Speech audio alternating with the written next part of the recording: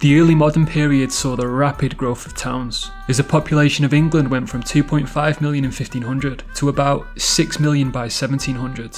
Many people were moving from the countryside to live in the newly expanding towns. For example, the population of London doubled in this period.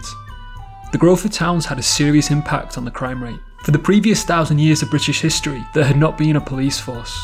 Communities were collectively responsible for their own law enforcement.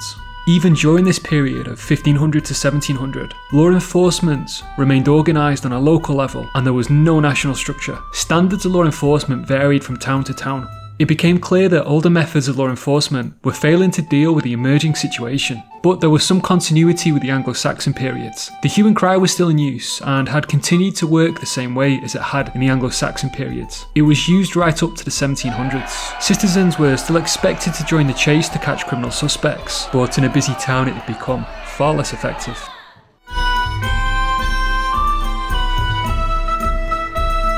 Only a few streets in towns were lit during this period, and the darkness provided cover for all manner of crimes. During the reign of King Edward I, laws were written about who should be on the streets during the night.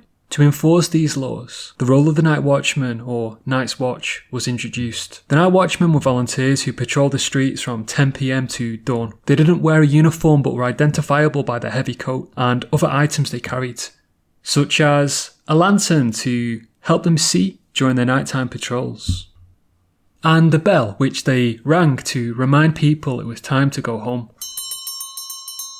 The presence was meant as a deterrent, to warn off thieves and keep troublemakers off the streets. All male citizens of the town were expected to volunteer, and the role was unpaid. They still had to do their normal jobs during the day, meaning they must have been exhausted and unable to perform their duties very effectively. If men refused the night's watch, they could be held in stocks and publicly humiliated.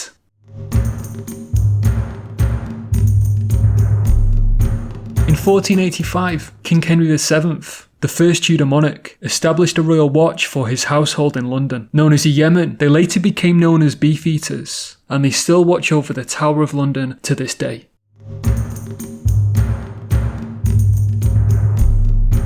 During the reign of Queen Anne, watchmen were supposedly the target of violence when a gang known as the Hawkeyites terrorised the streets of London, beating up women, old men and watchmen after dark. Some towns constructed Watchmen's Boxes. They provided assembly points for watchmen to gather to hear orders for the night ahead, somewhere to shelter from bad weather, and to hold suspects until the morning.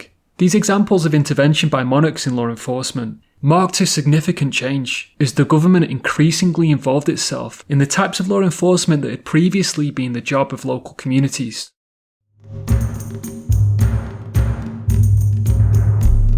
The Night Watchmen were overseen by Town Constables, sometimes called parish constables, who were employed by the town authorities. They didn't wear a uniform or carry any weapons. They had some powers to arrest, without needing a warrant from the justices of the peace. They were expected to maintain the peace by breaking up fights, rounding up vagabonds and other types of beggars, carrying out whippings, dealing with petty criminals and turning serious criminals into courts. Constables were usually local tradesmen and farmers, chosen by others in the community with good standing, such as merchants, whose businesses depended on strong law enforcement.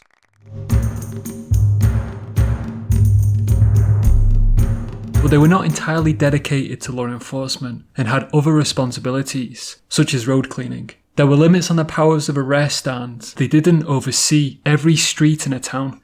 Many complained that the watchmen and constables were either too old or too lazy to perform their duties to a high standard. The watchmen in particular had a reputation for being drunk on the job. So, in the early modern period of 1500 to 1700, there were some continuities, but many changes as towns expanded and the old systems began to fail. Most importantly, the first steps were taken towards a professional police force.